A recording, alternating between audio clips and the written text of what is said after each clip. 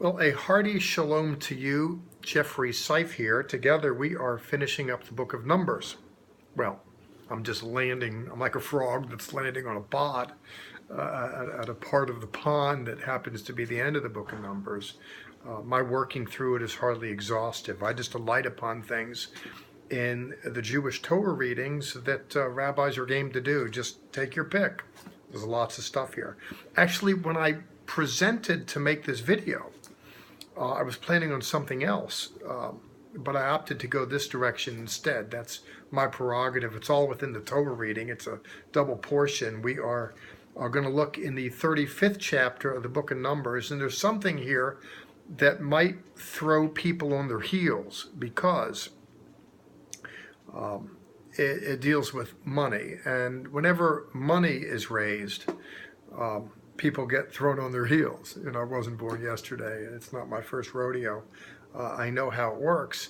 But it seems to me that it's interesting that it works its way here into the text. And so what I want to do is just note how before we finish the wilderness journeys, and as we look over the horizon into the world to come, Moses here informs, reminds that there must needs be these cities of refuge in place, where individuals who are guilty of, bad things happen that wasn't intentional. There's a place where they can go and flee, where they can get some refuge. Individuals then were game to avenge their loss. And it's kind of like baseball. If you're on base, no one can tag you out. And if you're in a city of refuge, no one can take you out. And we're looking at cities that were going to be referred to as Levitical cities. And if you'll look with me, please, in chapter 35, verse 1, Adonai spoke to Moses in the plains of Moab by the Jordan at Jericho, saying, "Command Bnei Israel, the sons of Israel, to give to the Levites from the inheritance of their possessions cities in which to live. They are also to give the Levites pasture lands around the cities. Thus they will have cities to live in and pastures for their cattle, flocks, and livestock. The pastures you give the Levites will extend out from the walls around the cities, etc." Land is divvied up to all save for the Levites, who don't have the kind of real estate arrangement that the rest do. They have cities within these respective domains, and they have lands around those cities. But this is earmarked for them. The whole notion of giving up for a Levite is what I want to talk about today. Of course, we don't live in this world. We live in another kind of world where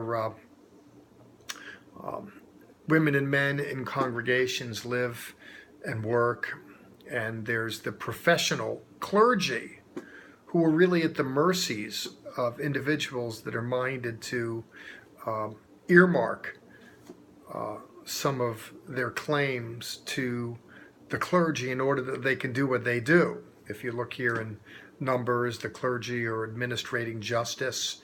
I mean, the Levites really managed the health system, the judicial system, the religious institution, etc. It wasn't like today with this separation between church and state. There's a district attorney to deal with legal matters, and then there's the priest or the preacher to deal with spiritual matters. It all kind of collapsed into one, and tithes were received, and income was dispersed to the religious. But the religious were providing a wide range of services, not just religious, and the Israelites were beckoned to be kindly disposed toward the Levites, to make room for them, to give them some of their holdings. And the same holds true today. There are individuals who go to get an MBA degree, they work in finance, they go work for a firm, they get a law degree, they work for a law firm,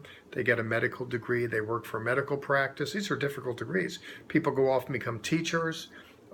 They get college and graduate degrees in order to be able to teach in high school, elementary schools, high schools, colleges, and they're employed by these various institutions.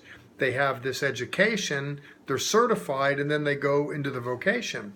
In ministry too, people take a leap into the ministerial vocation, and when they do so, it's a rather precarious world. Life's precarious anyways, it seems to me.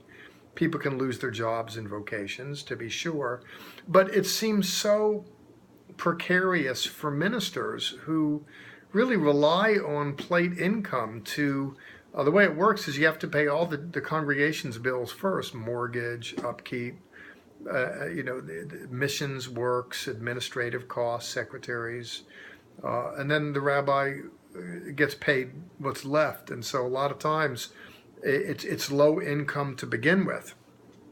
Well, I realize some reverends are just raking in all kinds of dough. Truth of the matter is that's not really where it is for most folk.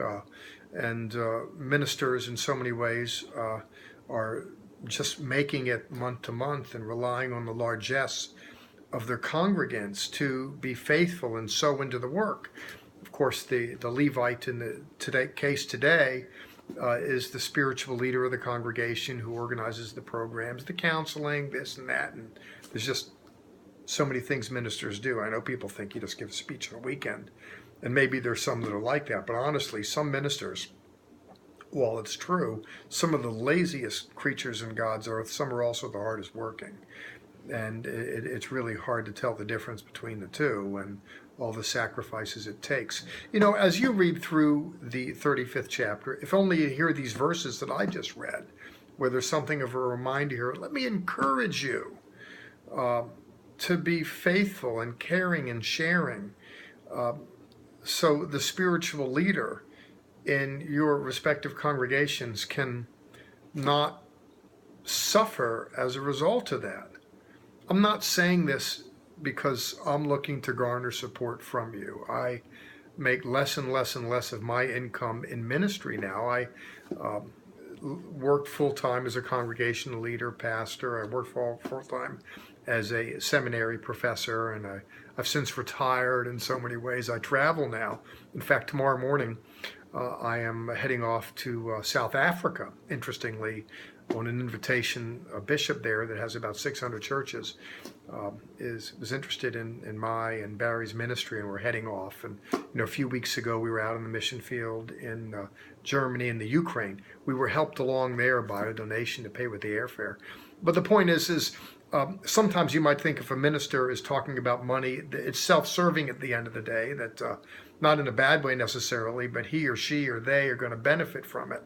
The reason why I want to press a little bit about giving and caring and sharing isn't so that I can benefit from you somehow, as much as I want others to be able to benefit from you and me, endeavoring to be a giver. I think the best thing to do with money is to give it away.